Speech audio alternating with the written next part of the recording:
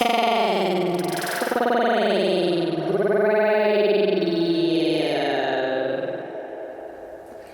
Today we've got a very special interview and the first of its kind. The sound may be a bit strange, but we are actually sitting in my living room right now for the first time recording this. Very nice, cosy settings, isn't it?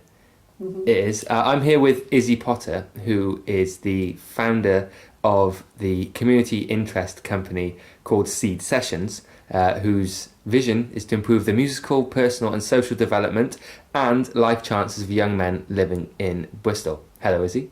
Hi. How are you? Good, thank you. Yeah, very comfortable. Good. We're sitting on... I'm on my nice armchair. Isie's on the sofa, getting comfy. But I want to start just by asking, in your own words, what is Seed Sessions and why does it exist? Cool, thanks. So, Seed Sessions is a project that provides music and counselling sessions for young men living in Bristol. And it was set it up about a year ago. Well, registered it with Companies House. And we did the pilot project and everything last summer. But basically it's set up because I wanted to do something that would help young men going through a difficult period of their lives. I've got some quite a lot of experience with my friends who have been in that kind of a situation, musician friends. So I was kind of thinking, what could I do that would have helped one of them? And in particular, it's named Seed Sessions after my friend Toby Seed, who killed himself, and he was an amazing guitarist. So thought that was a really kind of relevant name. Mm-hmm. And also the word seed has some, lots of meaning behind it about the potential within everybody and just given the right conditions to be nurtured really. That seemed like a really good name. And also, all the musicians on the project were friends of Toby's as well. So it's really nice that we can do this together. Mm. So I think that explains it. Very well, I think. Would you say that you might have been starting this so that if it had existed, Toby could have reached out to this group or something similar? Yeah, definitely. And that's that's definitely one of the things that I would have liked. And I guess making it an environment which the musicians, they are approachable. They're fairly young and quite cool. Well, I think they're cool. I think they're cool. Yeah. So. Why is it so important for young men to have access to something like this? Well, I mean, for men... traditionally, it's not been something that I think men are particularly comfortable about, talking about that kind of thing and struggling. Suicide is the biggest killer of men under 50, which is crazy when you think about it. We talk so much about cancer and all sorts of illnesses and things, but we just don't talk about suicide. It is stigmatized. Mm-hmm. So, I feel like doing a project like this as well, it just makes it normalizes talking about these kind of things. Mm-hmm. Which is really important when I think the statistic is something like 12 to 14 men a day in the UK take their own life. And we just don't talk about it. No. Yeah. So you're trying to improve that. Yeah, really. And I think the more we talk about it, the more normal it becomes. Because when you mention suicide, you can see people go a bit I don't want to talk. It's uncomfortable. Mm-hmm. But the more we talk about it, the better, I think. And it will make it easier for people to actually say, I'm struggling with this or that. And that's the problem, is when people don't feel that they can say anything. Yeah, it's stigmatised. So if you have that thought, you don't want to share it because you might be deemed as this or that. when it's quite normal. I love it when people talk about just openly, like that the gig we had in November, all the musicians, I didn't ask them to say anything about their mental health, just asked them to play, and all of them spoke about their mental health and being creative and how it affects them and stuff. And it was so good because it just created such a like open and supportive environment. And yeah, it was really refreshing actually. Yeah, I think it seems to be really working for the people involved. Talk me through the team that you work with and how you landed such big names. Because you said Toby was friends with lots of them. Yeah, so I went to music college in London, Trinity, and all the musicians were friends of Toby's and mine. And so shall I tell you each of them? Go ahead. Okay, so there's, in no particular order, Mark Crown. He plays the trumpet in Rudimental. He does quite a lot of jumping around. Matt Roberts, who also plays the trumpet for Gentleman's Dub Club, also does quite a lot of jumping around. Great band. Oh, you like them, do you? Yeah. Cool. Ferg Island, he's a bass player. He's played with lots of people. He's a jazz bass player, pretty much. And he's played with like some poppy people like Sam Smith and stuff like that. Mitch Jones, he's a producer more, but he's an amazing pianist as well. And he's done work with Ed Sheeran, Mahalia and Neo and some other people probably too. Big names. Yeah, and Steve Pringle, he's a keyboardist. He plays in Michael Kiwanuka's band. And so they're the 5 musicians. So they're like the music mentors. And then there's Corey, who's a therapist in Bristol. And with him, I just got in touch with him through Instagram, or someone recommended me to him somehow. But all of us went to Trinity. And then when I came up with this idea, I just kind of contacted them and was like, would you be up for doing this? And obviously because they were, with what happened with Toby, they were like all really keen to be involved, and I think it makes it stronger because, we kind of all we care about it on a personal level. So it's not just about doing the job. Yeah, I think that's really important. And I think it's important the way that you've chosen men to actually help these younger men have positive role models to look up to. Yeah, because I felt a bit like, oh, well, I'm not male, so how can I be the person to, like, do this and it be, like, a guy doing it? But then I thought, well... Does it matter? I think... I don't think it matters from the job that I have, because I'm basically just organising everyone. But for the guys participating on the project, I think it is good that they have men, because there are some things that just the men can talk about. And they've been there, like they've been through that whole process, all those guys, so I think they can really relate.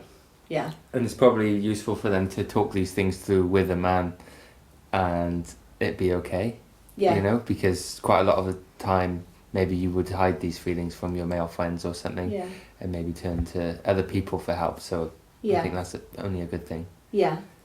I love how the guys have... it's definitely like a newer thing I'm noticing in like younger men, that they're more open about talking about emotional stuff. Like we had a Zoom kind of before I started the project, just to talk about like what would you want from the project, and I was amazed at like the openness of people, the guys. I was like, wow, this is a different generation. I sound so old. It's a sign of the times. Yeah, it's good though. That's what should be happening. Like when you think about your parents' generation and the like stiff upper lip thing that's been like a classic British male perspective and stuff. So yeah, things are changing, and it's hopefully getting better. Focusing on you for a moment, you have your degree in music, your grade 8 in singing, saxophone, piano, trained reflexologist, worked with prisoners. You're clearly a talented musician with a passion for helping people. But when we try and make ourselves happier in this country, we usually focus on doing things for ourselves to try and improve our own lives by, looking inwards. But often doing something for someone else can be far more rewarding. Would you agree? Yes. Can I just say, you did all that research by yourself. I didn't tell you to put that in there. Of course. Yeah. That's how we do it. So I was just having this conversation with my friend. Thanks, LinkedIn. Yeah, he said my friend was saying he heard this study recently that was saying, it's talk about like people's happiness levels and whatnot, and how if you gave someone more time in the week to make themselves more happy, in like the Western culture we focus on like doing stuff for ourselves, like having more me time and pursuing our interests and whatnot. Whereas other cultures, they look more outwards and it's about helping other people. And yeah, our side weren't any happier from just having more me time and that kind of thing. Which is funny because we always get told to have more me time. But yeah, I definitely agree with that. And has it been rewarding for you to work with these young men? Yeah, like, well, I think I said to you earlier, like last year was probably the first time ever I felt properly fulfilled in my career. And that's taken a long time to get to that point. And also, to be honest, it's not like with this project that I'm doing, I'm not doing it to like make money or anything. Everything I did was like voluntary until for that period I paid myself for 1 day a week. But then I haven't been able to pay myself since then. So it is pretty much like a voluntary role at the moment. But it's bringing you it doesn't fulfillment. matter. Yeah. Like, yeah, honestly, it just feels like what I'm meant to be doing. So that's... It seems like all the things that you've done before have led you to this moment, It was destiny almost. Yeah, definitely. And like I was teaching kids, and I then had that year of, well, 1 year when Toby died, but also lots of other people died as well. So that was a year that just got me thinking a lot about life and what is my purpose and like why am I here. So that really kind of changed my thinking about what I was doing with my time, and that's why, yeah, the money thing is like, obviously you need money to live, but I'm never doing, like, this is not my way of, I would never be doing this for the money. I don't think you could really. So yeah. Are you able to talk about the Japanese word that you were telling me about before we started the interview? Yeah, there's a word called ikigai, which is a Japanese word which basically means your life's purpose, and it really helped me because it's divided. It's like made up of 4 things: something that you're good at, something that you love, something that is like giving back to the community, and something that you can get paid for. And that just really helped me when I was thinking about what is my life's purpose. And like you were saying about doing this earlier, like it's something that comes naturally. Like I love talking to people and I love music. So it's like, oh, I can do both those things together. And it is giving back, and it's also something that I'm good at. I think so. Yeah. And I can get paid a little bit for it, and hopefully more in the future. Fingers crossed. Yeah. Fingers crossed. Social media, as we all are aware, is a big part of everyone's life. we live in the fucking metaverse. It's crazy. But, you know, as a musician and an artist, it's, you know, it's an intrinsic part of, you know, how we broadcast ourselves and, you know, get followers and show our work these days. And a lot of people struggle with that. When you did your Q&A for DBS, funnily enough, on their Instagram, you said to ensure that you are in control of your social media and it's not in control of you. Mm-hmm. Can you tell me a bit more about that? Yeah, I think basically what I just meant by that is I think it's so addictive, isn't it, that we just find ourselves turning to it, and that's when, you know, that's like, it's controlling me, I'm not controlling it. So I think, yeah, by maybe whatever works for you, but I guess maybe scheduling in, it's a bit like we're checking your emails and stuff like that. Mm. If you've got constant like notifications going on your phone, there's been studies that show that like increases cortisol, stress hormones in you every time it goes off or it like buzzes. So even if it's just putting your phone on silent or just making a slot to check those things.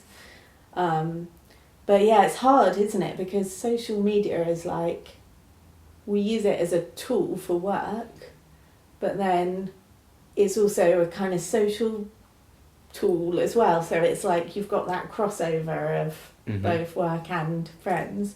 Yeah. I just deleted all my personal social media like a couple of years ago. I don't have anything like that anymore because it was stressing me, and I also didn't want people to know what was going on in my life, like personal stuff. It's personal. Mm-hmm. So good decision then. Yeah, definitely. Yeah, it was really weird actually, because when I deleted Facebook, I never felt before like I was being watched or anything like that. I never felt like I was. But when I deleted it that day, I had this like really liberating feeling of not being watched and being completely free. Yeah. But I never felt like I was not free in the first place. It was odd. So yeah, I would say. I mean, Facebook's probably a bit for the older people nowadays, isn't it? Have you got Facebook? Yes, I do still have Facebook, but Instagram is owned by Facebook, and so is WhatsApp. I know. Everything. Well, not everything, but so much stuff. In your brain. Yes, literally. Your thoughts are the property of Mark Zuckerberg now, and it's only going to get worse. But we're not talking about that today.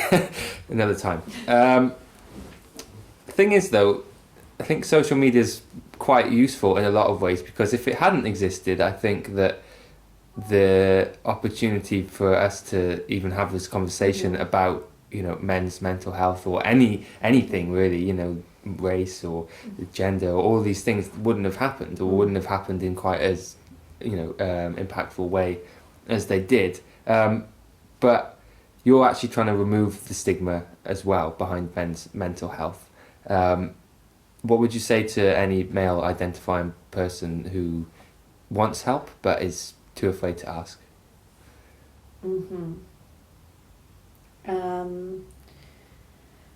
I would say, and it's easy to say, don't be afraid, but so many people go through the same thing, and you might feel like you're alone, but you're not alone.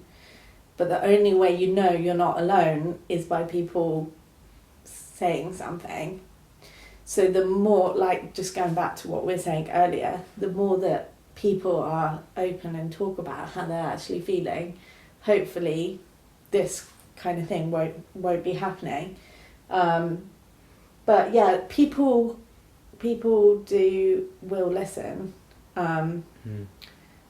And if you feel like you have no one to talk to, there are amazing charities and stuff out there, like the Samaritans and places like that. But yeah, please just say something. Just reach out. Yeah, reach out. You are not alone. Is that what you're saying? You're not alone. No, we're not alone. No. I'm not. You're not. They're not. Whoever's listening is not. Yeah, there is always somebody out there. and people care and don't want you to feel like that. It's true. Very positive words there. Thank you, Izzy. I think it's time we jumped into the first track of this interview. This one is by Mano, who was one of the first Seed session participants. Tell us about the track. Yeah, so this is this Dear? This is Dear. Okay, this is Dear. He released this album, David Complex. I think it was actually around. He released it like towards the end of this project that we did, and he was gonna do a gig in a church in Bath, but it couldn't happen because of COVID. So we ended up. He did it in a park in Bath, just with his acoustic guitar, no like microphones or anything.